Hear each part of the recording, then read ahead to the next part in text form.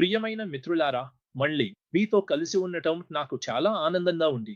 మరియు మన ఆధ్యాత్మిక ఆరాధన కోసం మీతో పంచుకోవడం కూడా సంతోషంగా ఉంది. మనం అందరం ఎన్నోసార్లు జ్ఞాపకం చేసుకున్న ఒక భాగాన్ని నేను మన కోసం ఎంచుకున్నాను. మనం ఆదివారం పాఠశాలలో కూడా ఈ విషయాన్ని విన్నాము. మనం దీని గురించి ప్రసంగించాము కూడా. ఈ భాగం మనందరి జ్ఞాపకాల్లో బాగా ఉండే అవకాశం ఉంది.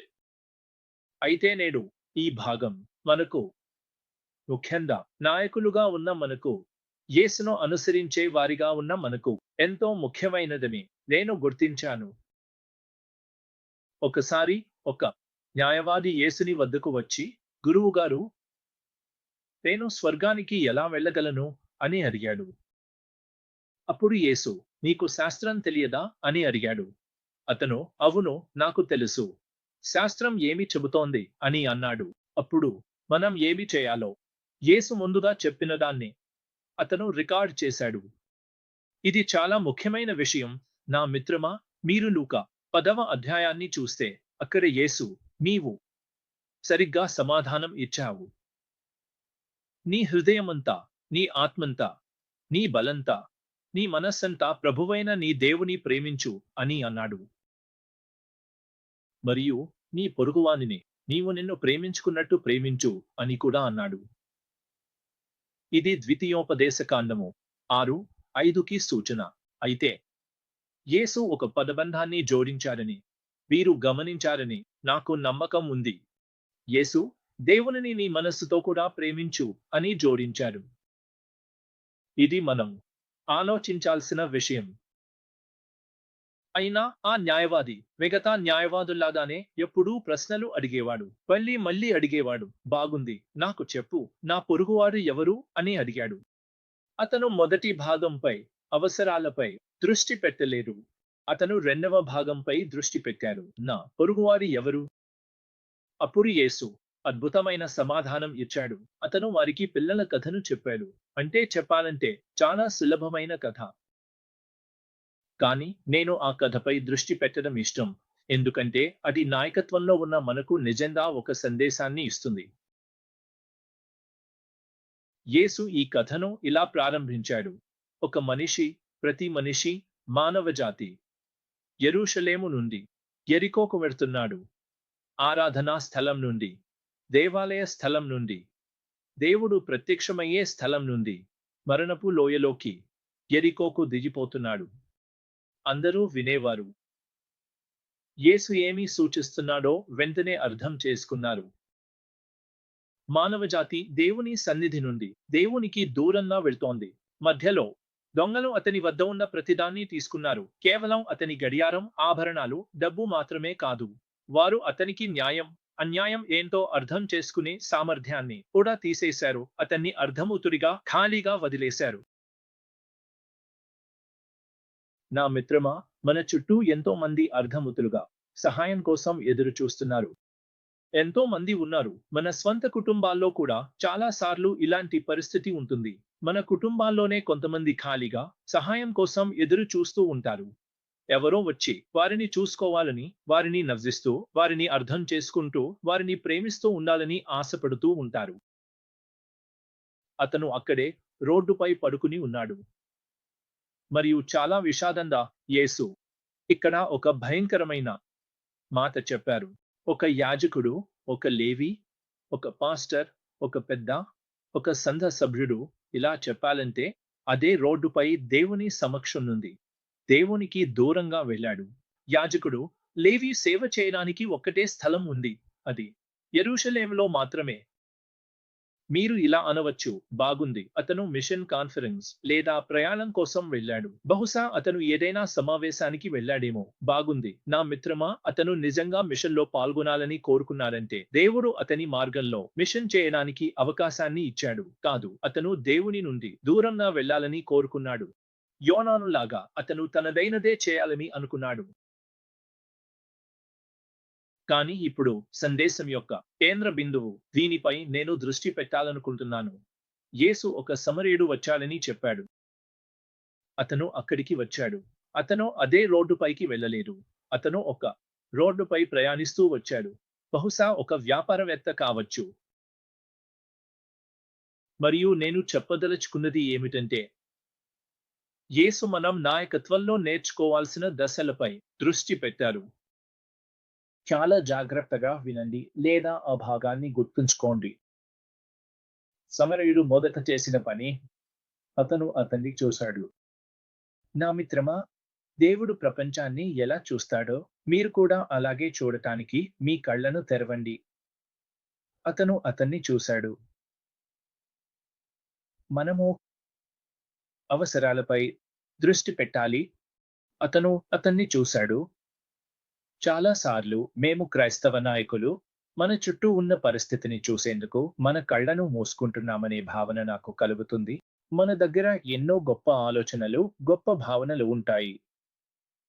ఒక కాన్ఫరెన్స్ నుండి మరొకదానికి పరుగెత్తుతూ గొప్ప ప్రసంగాలను వింటూ ఉంటాం.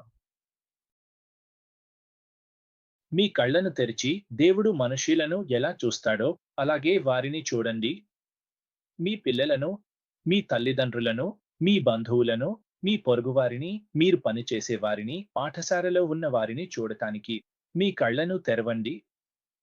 దేవుడు మనుషులను ఎలా చూస్తాడో అలాగే వారిని చూడండి.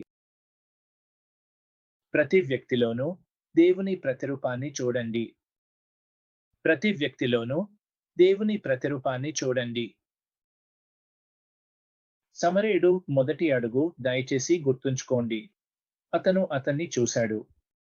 మీరు మీ 10 వేళ్లను ఉపయోగించవచ్చు. ప్రతి వేళ్లకు ఒక్కో పాయింట్‌గా 10 పాయింట్లు చెబుతాం. అందువల్ల మీరు సులభంగా గుర్తుంచుకోగలరు. నంబర్ 1 అతను అతన్ని చూశాడు. ప్రతిరోజు ఉదయం నేను ప్రార్థిస్తాను. దేవా, నా కళ్ళను తెరువు. నేను ఈ ప్రపంచాన్ని నీవు చూస్తున్న విధంగా చూడగలిగేలా చేయు. నంబర్ 2 అతనికి కరుణ కలిగింది అని చెప్పబడింది. ఓ నా మిత్రమా, మనకు అవసరమైనది మరేదైనా కంటే ఎక్కువగా కరుణే. ప్రజల పట్ల కరుణ. కరుణ మీ నోట్లో ఉండదు. కరుణ మీ మెదడులో ఉండదు. కరుణ మీ హృదయంలో ఉంటుంది. మీ హృదయంలో అతనికి కరుణ కలిగింది. ఓ దేవా, నీ హృదయాన్ని బాధించే విషయాలు నా హృదయాన్ని కూడా బాధించాలి. నా మిత్రమా, మనకు కరుణ అవసరం. కరుణ మాట్లాడటం కాదు, విమర్శ కాదు, అంచనా వేయడం కాదు, గొప్ప ఆలోచనలు కాదు. మనకు కరుణ అవసరం. కరుణ. దయచేసి ఇప్పటి నుంచే ప్రార్థించండి. దేవా, నాకిందు కరుణను ఇవ్వు. నా చుట్టూ ఉన్నవారి పట్ల కరుణను ఇవ్వు. అతను అతనిని చూశాడు. అతనికి కరుణ కలిగింది. నంబర్ 3 అతను అతని దగ్గరకు వెళ్ళాడు అని చెప్పబడింది. మనకు వాళ్ళతో మాట్లాడడంలో నిపుణులం అని మీకు తెలుసు. మనం నిజంగా ఎలా మాట్లాడాలో బాగా తెలుసు. మనం వాళ్లకు అన్ని రకాల సలహాలు ఇస్తాం. మనం వాళ్ళను మందలిస్తాం. ఇప్పుడు నువ్వు సమస్యలో ఉన్నావు. ఇదే నీకు తగినది. ఇలా కొనసాగుతూనే ఉంటుంది. మనం చెప్పకపోయినా మనం అలా ఆలోచిస్తాం. అతను అతని దగ్గరకు వెళ్ళాడు. అతను అతని దగ్గరకు వెళ్ళాడు. అతను కలిసిపోవడం, గందరగోళంగా అవడం లేదా మురికి పడిపోవడాన్ని భయపడలేదు. అతను భయపడలేదు. అతను చూశాడు. అతనికి కరుణ కలిగింది. అతను వెళ్ళాడు. అతను వెళ్ళాడు. అతను పాల్గొన్నాడు. నిన్న గుర్తుందా? వెళ్ళి ఏదైనా చేయమని చెప్పాం. సమరయుడు మనకు ఆదర్శంగా. అతను వెళ్ళాడు. తర్వాత 4వది చాలా అందంగా అతను వారి గాయాలను కప్పాడు. ఓ నా మిత్రమా, మనం వారి గాయాలను కప్పడం నేర్చుకోవాలి. సాధారణంగా మనకు గాయాలను తవ్వడం ఇష్టం. ఎవరైనా కష్టాల్లో పడితే టెలిఫోన్ కంపెనీకి ఓవర్ టైం వస్తుంది. ఎందుకంటే వాళ్ళు అందరినీ కాల్ చేయాలి. నీవు తెలుసా అతను ఏమి చేశాడో? ఆమె ఏమన్నదో విన్నావా? ఇలా కొనసాగుతూనే మనం మాట్లాడుతూనే ఉంటాం. నా జీవితంలో నేను గమనించాను. ఇతరుల గురించి, ఇతర సంస్థల గురించి, ఇతర చర్చిల గురించి ఎన్నో మాటలు ఉంటాయి.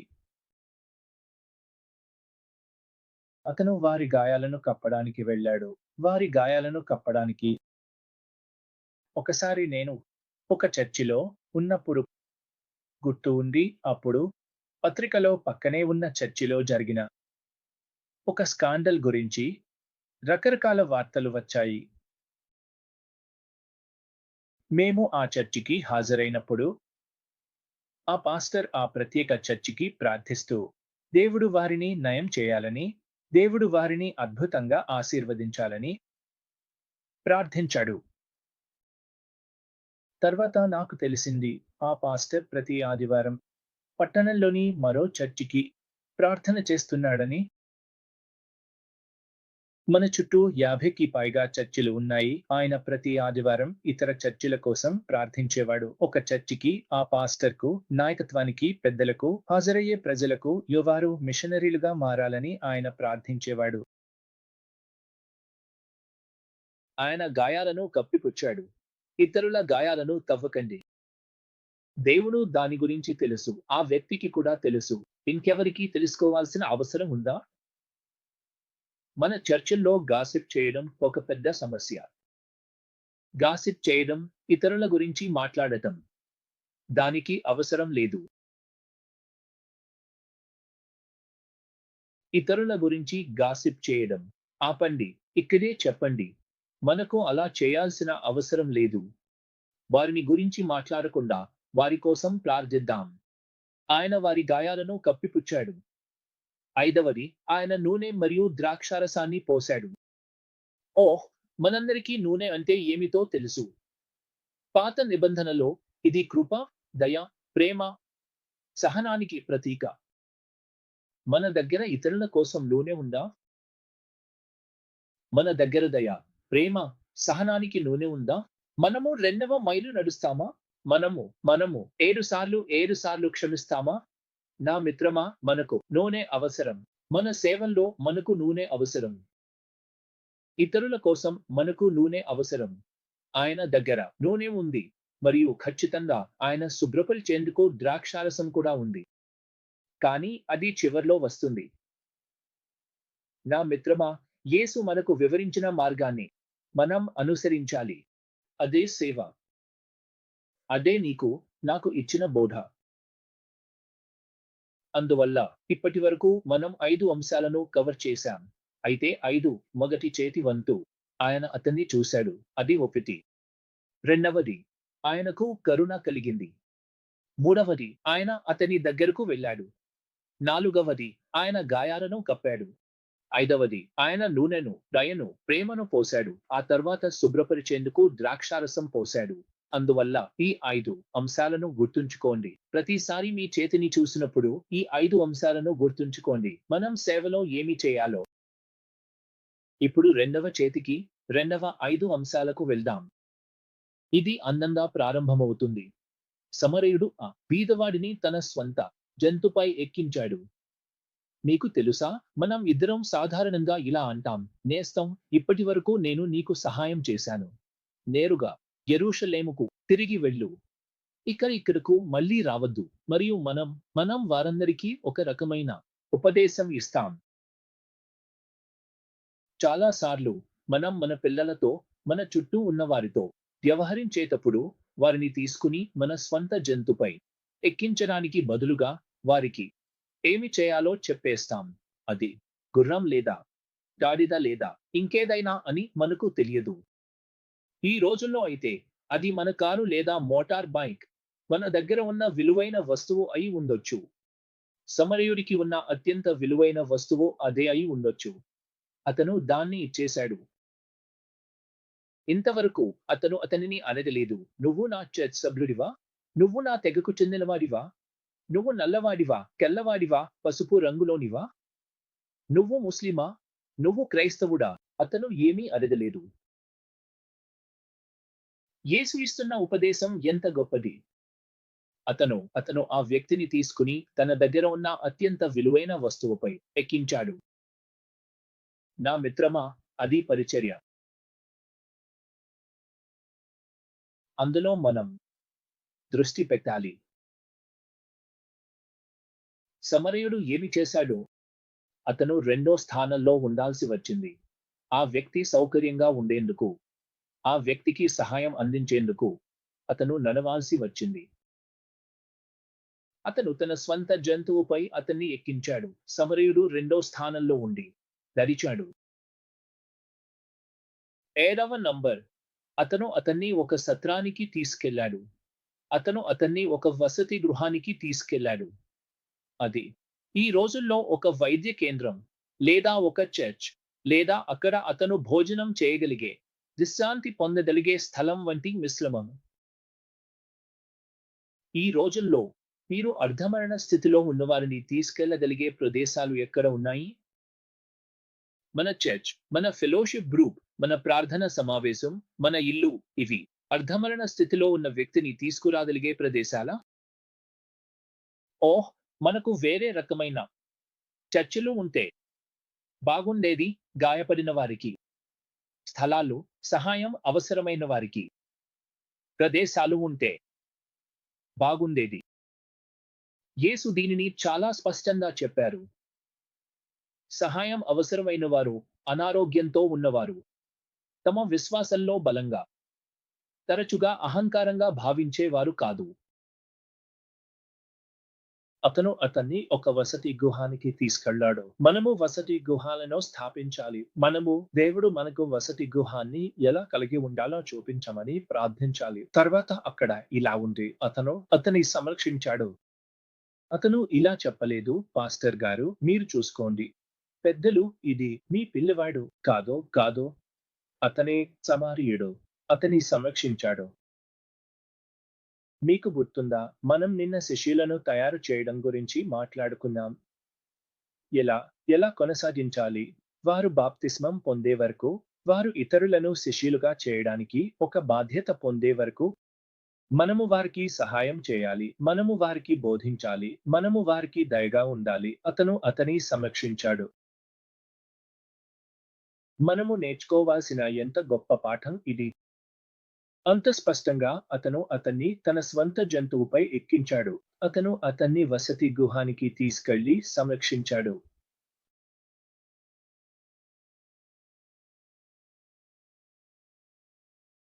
చాలా చాలా ముఖ్యమైనది. తన స్వంత జేబు నుండి అతను అతను చెల్లించాడు. అతనికి అతని పేరు తెలియదు. అతనికి అతని గుర్తింపు లేదా మరేదైనా తెలియదు. మరియు అతను కొంత డబ్బు తీసి వసతి గృహ యజమానికి ఇచ్చాడు. ఓహ్, నాకు ఇది అసాధారణంగా అనిపిస్తుంది. మీరు నిధుల సేకరణ గురించి మాట్లాడుతున్నారు. మీరు పంచుకోవడం మరియు ఇవ్వడం గురించి మాట్లాడుతున్నారు. యేసు తన ప్రతి బోధనలో కూడా పంచుకోవడం మరియు ఇవ్వడం అనే పదబంధాన్ని ఉపయోగించాడు. అతను చెప్పిన ప్రతి ఉపమానంలోనూ ఎప్పుడూ పంచుకోవడం మరియు ఇవ్వడం అనే అంశం ఉండేది. మనమది నేర్చుకోవాలి.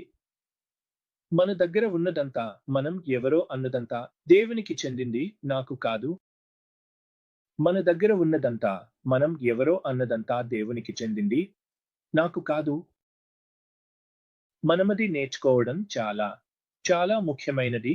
నా మిత్రమా, చివరగా మనం చివరి అంశానికి వచ్చాము. ఇది నాకు ఆశ్చర్యంగా ఉంది. చివరి అంశం, 10వ అంశం. అతను మాట్లాడాడు. తెలుసా, అతను 9 కార్యాచరణల్లో పాల్గొన్నాడు.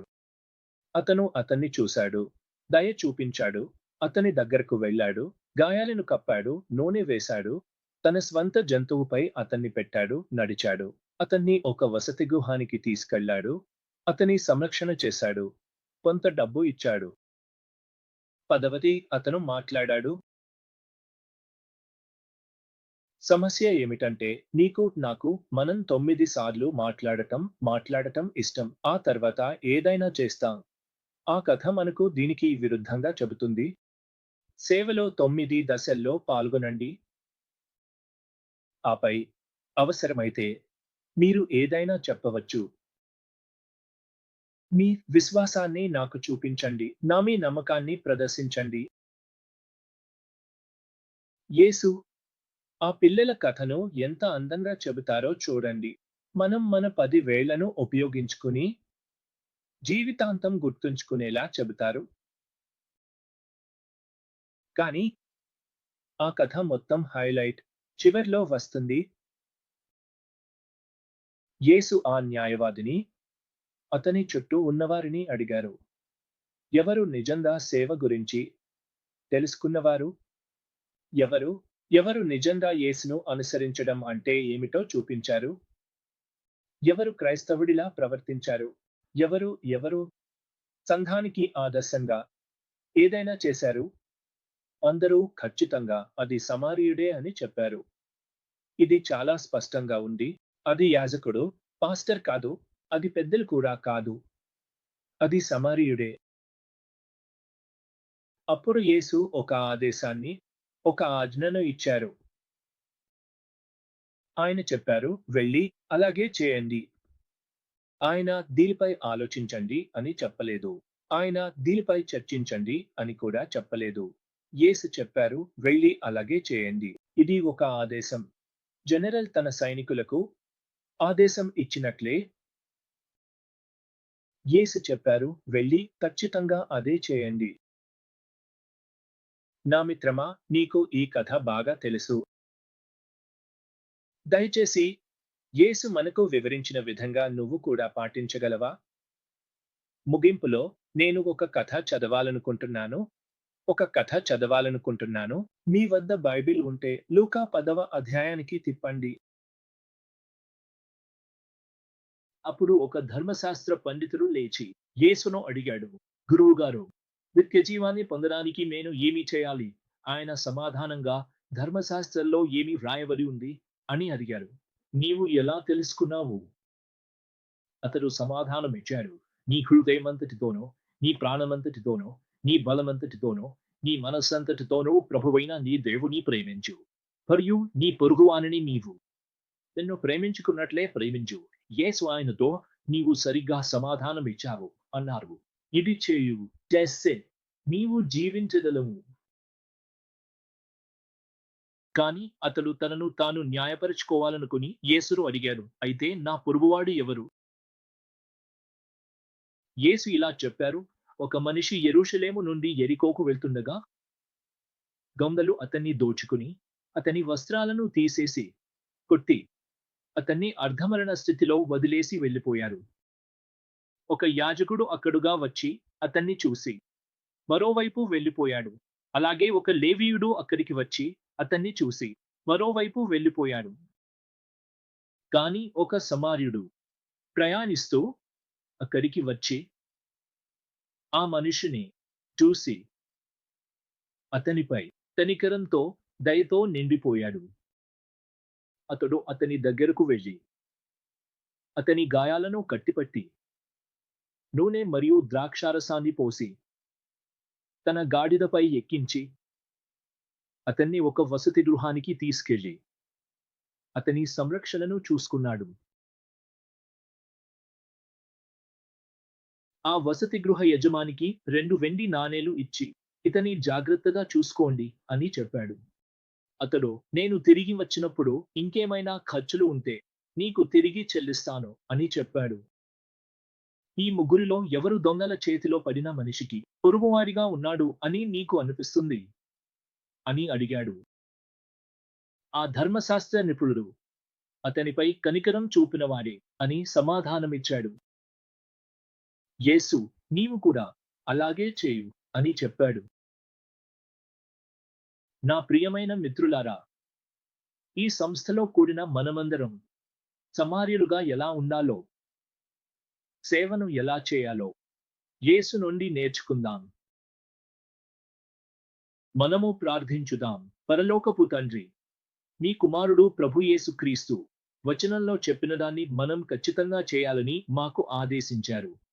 మాకు సహాయం చేయండి. మేము విధేయత చూపించేందుకు మాకు సహాయపడండి. మన సమాజంలో, మన సంఘంలో నాయకులుగా ఎలా ప్రవర్తించాలో నేర్చుకోవడంలో మాకు సహాయపడండి. మీరు చూస్తున్న విధంగా విషయాలను మేము చూడగలిగేలా మాకు సహాయపడండి.